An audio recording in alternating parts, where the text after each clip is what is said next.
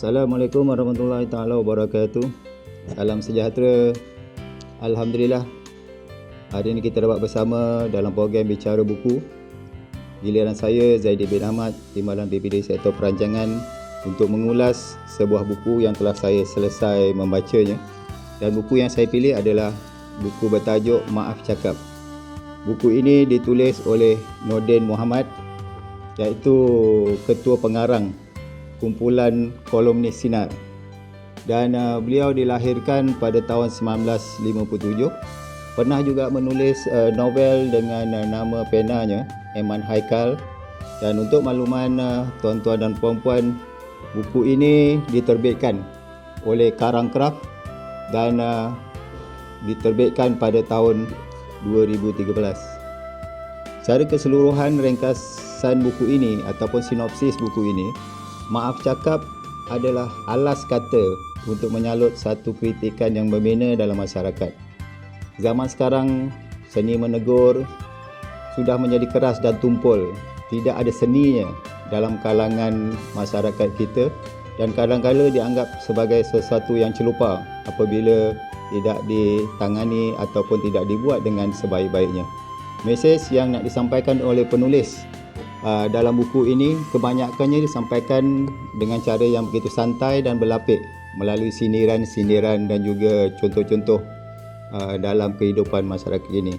Saya boleh bagikan buku ini kepada 5 segmen dan buku ini merangkumi keseluruhan 373 muka surat. Dan segmen yang pertama saya kumpulkan lebih kurang 71 cerita yang berbentuk motivasi. Dalam ini juga mengandungi 12 cerita yang berunsurkan politik dan 19 cerita yang berunsurkan sosial, 4 cerita ada unsur-unsur perniagaan dan 5 cerita berkaitan dengan pengurusan dan juga sumber manusia. Dan jumlah keseluruhan 373 muka surat buku ini mengandungi 111 cerita di dalamnya. Dan saya tidak mengambil kesempatan untuk bercerita 111 cerita, tetapi mengambil satu atau dua contoh sebagai rujukan kita bersama. Titipan beberapa cerita daripada buku ini yang saya rasa sangat menarik ialah salah satunya ialah cerita dengan tajuknya Ruginya Apabila Berubah Niat. Yang ini saya tertarik kerana ramai di kalangan kita berubah niat asal mereka setelah mendapat apa yang mereka cita-citakan.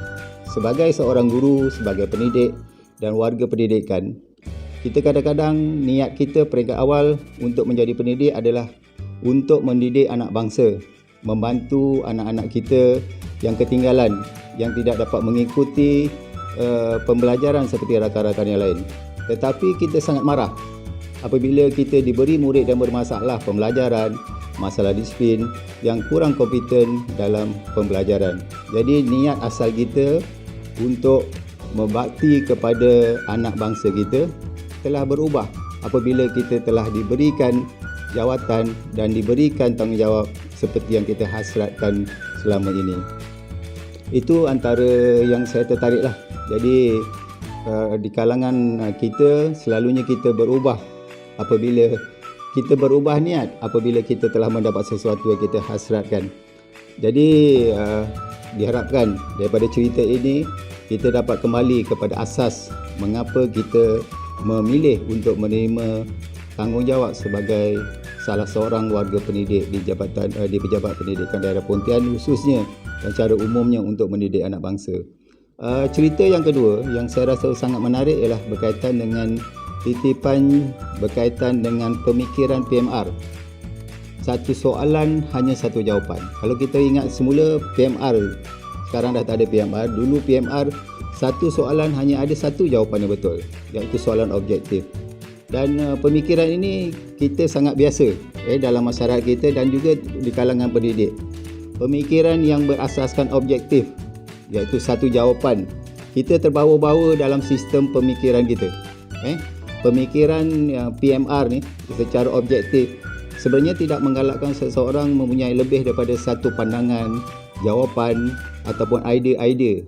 Dan kita selalunya beranggapan apabila kita mengemukakan soalan, kita hanya ada satu jawapan. Yang lain kita anggap semuanya adalah jawapan yang salah ataupun jawapan yang tidak tepat. Dan inilah penyebab kita sering berkrisis fikiran, berkrisis pendekatan dan berkrisis dalam pandangan dan akhirnya menimbulkan konflik. Dan pandangan di tengah-tengah selalunya kita dianggap tidak berpendirian. Dan jawapan hitam atau putih, ya atau tidak, yang selalunya akan menjadi pilihan dalam kalangan masyarakat kita. Jadi dengan ini bermakna jika kita masih terikat dengan corak pemikiran PMR, kita akan sukar untuk berubah dalam zaman pendidikan transformasi ini. Dan yang ketiga, saya ambil cerita yang terakhir ni, yang menarik perhatian saya. Kenapa saya pilih cerita ini ialah cita-cita yang tidak pernah menjadi. Ini tajuk dalam cerita daripada 111 cerita yang ada dalam buku ini, daripada 373 muka surat tadi. Dalam tajuk ini, cita-cita tidak pernah menjadi ini, apakah bidang yang menjadi kejayaan kita ini adalah bidang yang sebenarnya kita impikan. Kadang-kadang kita nak jadi doktor, tapi kita jadi guru. Kadang-kadang kita nak jadi pilot, kita jadi pegawai pendidikan daerah Pontian. Kadang-kadang kita nak menjadi jurutera, tetapi kita menjadi pegawai teknikal ataupun apa saja jawatan-jawatan yang sekarang kita pegang. Mengapa manusia hajatkan tidak semua akan diperolehi? Kerana Allah tidak mahu kita berasa. Sebenarnya penulis menyatakan bahawa jika kita memperolehi apa yang kita hajat 100%, Allah tidak mahu kita berasa selesa. Kita penentu segalanya atas usaha sendiri dan melupakan keesaan Allah. Itu yang dimasukkan oleh penulis. Bermakna kita bermohon kepada Allah, dan yang menentukan dan yang menetapkan serta perancangan yang terbaik adalah daripada Allah Subhanahu Wa Taala. Dan jika kita hajatkan semua perkara dan Allah tunaikan semua perkara, sudah barang tentu kita akan menjadi kita yang berkuasa sepenuhnya untuk menentukan hala tuju kita.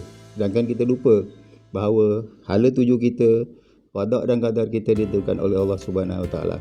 Oleh itu, jangan terlalu bangga bila memperoleh apa yang kita impikan, dan jangan pula kita meraung, menyesali sebenarnya apa yang kita cita-citakan tidak tercapai. Sesungguhnya semua yang kita peroleh ini, itulah yang terbaik dan yang paling sesuai untuk kita.